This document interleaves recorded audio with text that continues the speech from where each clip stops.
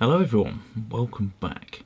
As you will have just seen, the weather is pretty brutal outside, to say the least. So I thought it was the perfect opportunity to talk about a handy little tip that I devised. Nice and cheap and easy, and it makes one hell of a difference. And all you need is bubble wrap and something to stick it down with, be that a staple gun, tape, whatever. So we'll start with windows. Now obviously for a window you kind of want to get some light through it, that's the purpose.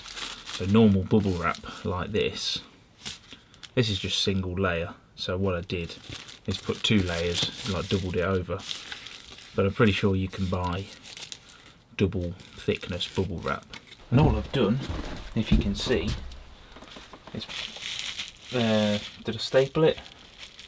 No, I pinned it on this one, drawing pins, just over the entire window. So these windows behind here are double glazed, old school double glazed, so the gap in the middle is about this thick. But it's still not enough. So doing this adds another probably 20mm gap of air, trapped air inside, because that's all insulation is at the end of the day, it's just trapping air.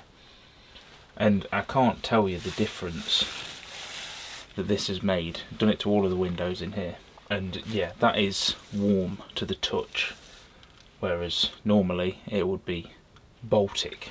Obviously this is quite an extreme thing, you probably don't want to do this in your living room, but then again, if like you're really struggling and you're trying to make every scrap of heat that you create in your house go as far as possible, this is a good way to do it. For the doors, which we'll go and have a look at now, I've used this stuff, which, I mean, how much difference the reflective mylar stuff actually makes, I don't really know. But essentially it is just single layer bubble wrap again. But yeah, that's the only difference, just so that if you're wondering, I imagine normal bubble wrap will work exactly the same. Maybe there is some benefits of this radiating heat back in, I don't really know. But this is what I use. We'll look at this door because it's the easiest to get to. Now you're probably thinking, what's this fancy looking extra bit? It's just a blanket, that's it. If anything, it's kind of a bad choice blanket, because all this diamond stuff, there are little pinholes in there, so it ventilates a bit. Probably wasn't the best choice, but you know, it is what it is. We've got this on this door, and the double doors behind you, they're completely sealed off. But this one we do actually use, because this is where we take the generator in and out, so it needs to be usable. So I came up with a bit of a system for it. I'll show you it now. We've got poppers. So in the summer, obviously this rolls up, and I've got a couple of ties here, and it's all out the way and nice. But for when we're using it, all I do, stick that up there like that, and then we get to the bubble wrap layer. So this is basically the same as the windows. What we've got down the bottom is some Velcro that I've stitched into this. You can see this moving, because it's so windy out. And that's just Velcro down there, and then just roll it up like this.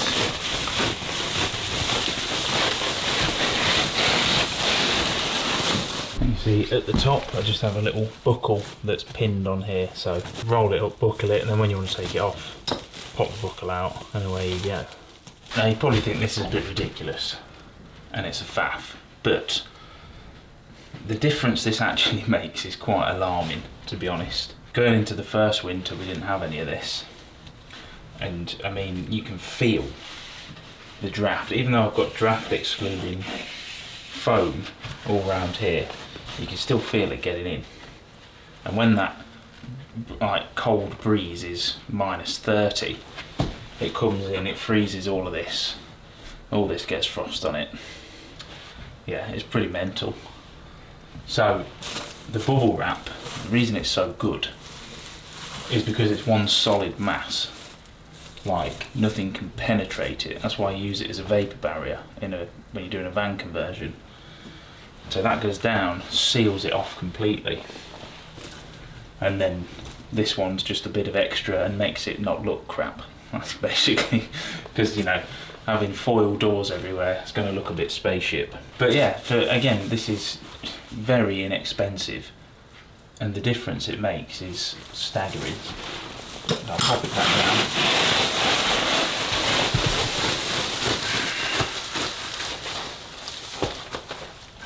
Just a little Velcro tab. I tend to pop the doormat over it as well. Stick this down. I mean, it's, you know, when I'm doing it and not waffling, it's an extra 20 seconds to open the door, and that's it. You probably wouldn't want to do this on a door that you're going in and out of over and over and over again all day. This is probably more for your doors that you use once a day or every now and again, because, you know, at the end of the day, although this door, all of the doors actually, are about 110-ish, 115 mil thick. So they're all like this. I built them all myself, and they have proper insulation in them, you know. It's like a bloody blast doors or something. Even with that, the cold still gets through it. So these walls are 250, and then it goes to 100. So the walls might as well not even be there, because this, especially the double doors, massive opening, 100 mil thick wall, is not enough in this country. 250 isn't enough in this country. We've got just over 300 upstairs, and that's about right. But yeah, there you go, just a handy little inexpensive thing that's made a massive difference for us. The difference in this room between this winter and last winter is pretty staggering, how much better this holds the heat. So I hope you found that useful, and I'll see you on the next one. Catch you in a bit.